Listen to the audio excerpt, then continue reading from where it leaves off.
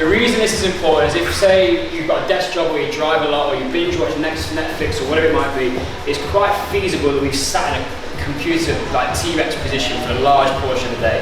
So I'm now going to come in the gym, and what I want to do is I want to practice my back lever.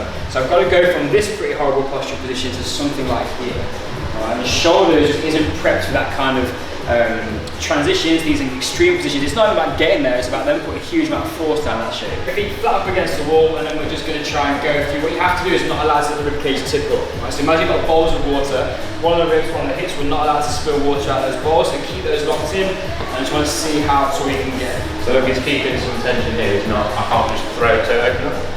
I can put my arm under that. Brain is smart, right? So if you've got a brain knows with your shoulders tight, so when you start to grow up, brain's going to go, that's tight.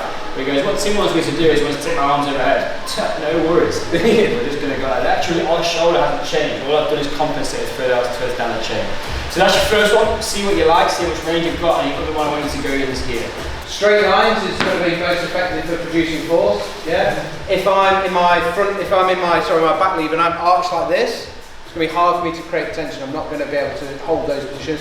If I'm in my flag and I'm arched like this, again, it's going to mess up my ability to hold those shapes. So they all be better, is that better? Yeah. Yes, your bend is right. Can you put your name and your email there? As it rounds in, it just starts to create this arched kind of kyphotic body shape. As we talked about before, we want to get back in here, but by releasing some of this tight tissue, or if we've got tightness in this, all of this good stuff, the shoulder stabilizers are lengthened. They don't get to actually work and stabilize and control the shoulder like they do.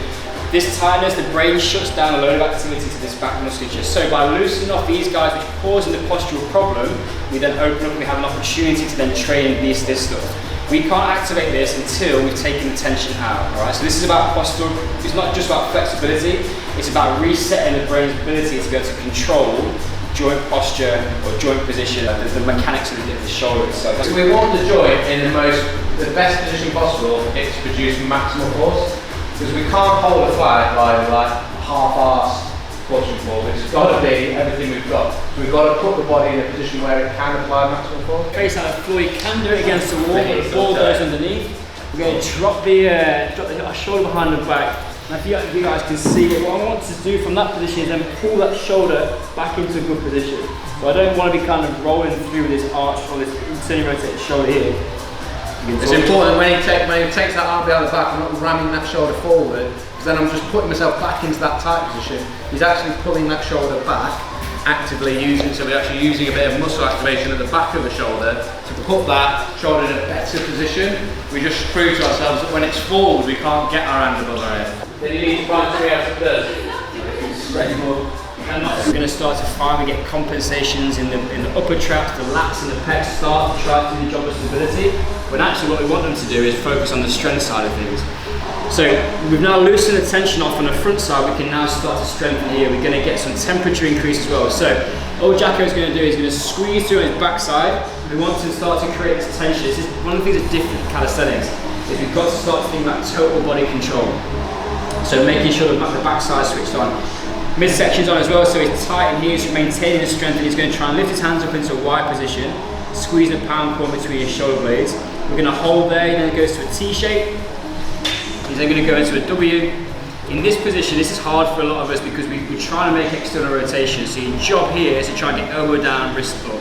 Okay, still squeezing. You can then press out back into a Y. T, W. Okay, so a Y, a T, a W is 1 rep. The other benefit of doing a few of these before you start the session is for every 1 degree of muscle temperature we can increase, so we increase the muscle temperature by 1 degree, we get around 5% increase in force output. Particularly on your W, so where we'll start to see some of the compensations kicking in, that you'll go from your T, you'll go to your W, and we'll see a lot of this. That arching of the back, because rather than as Tim said about moving the hand overhead, we see it again now, if I'm struggling to get my actual shoulders retracted and that external rotation, rather than doing it, my body just arches the back and my hand moves away from the floor, but I'm not actually doing it with my shoulder. Does that make sense? If we're going to start to get some decent shoulder mechanics, we need the T-spine to work as well. If this gets stuck and glued down, we're going to struggle with our flexion positions up here, the shoulder movement. And again, this isn't just kind of coming in and thinking we're going to do some push-ups, we're going to some pretty full-on body positions. So actually health and being able to get into that position, like we said before, if we can get joint control and alignment, then we haven't got to compensate. If you haven't got the mobility to be able to get into good shape, your body's going to find a different way. And when we're playing around with shoulders, like the most mobile joint in the body, it comes at the cost of stability. We don't want to be messing about with it. They're real simple with this one. Like we talked about the bowls of water before, we don't want to spill them. You can hold on to a bar jack, we're just going to give you a bit of assistance on this. The foam rolls on the mid-back, and then I'm just going to start to press down towards the ground. It's not a job where you're trying to get my backside on the floor. I'm going to stay locked in, palms on core, tight, and I'm just going to start to push in, and then I can move, he's going to let me go. Move on to a different point, lock in again, nice and tight, and just spend a bit of time. Okay, so now you're leaving your ribcage there. You put your bum down. So you need to pull your ribcage down. So you're there. Yeah? It's not about arching this to get your bum down. Don't care if your bum doesn't touch the floor. Are you bringing this with it? Now through there, you're just breaking up with movement. Whereas you're gonna, you almost go from your side to yours.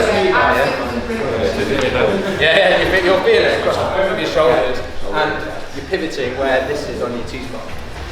Hey.